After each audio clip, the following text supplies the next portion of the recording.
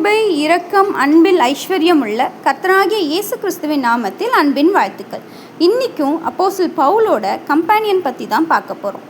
அவர் தான் ஒனேசிபோர். இவரோட பெயர் 2 தீமோத்தேயு 1:16 அண்ட் 2 தீமோத்தேயு 4:19 ஆகிய இடங்களில் வருது. இவரோட வீடும் ஜெப வீடாக இருந்தது. ஒனேசிபோரஸ் அப்போஸ்தலன் பவுல் ரோமில் பிரிசனில் இருந்தப்போ கைதிகளுக்கு உதவ வெட்கப்படாமல் அவங்களுக்கு உதவி செய்து அவங்கள ஊக்கப்படுத்தினார். அப்போஸ்தலன் பவுல் ரோம் நகரத்தில் எங்கே இருக்காருன்னு தெரியாதப்போ அலைஞ்சு திரிஞ்சு கண்டுபிடிச்சார் ஒனேசிபோரஸ்.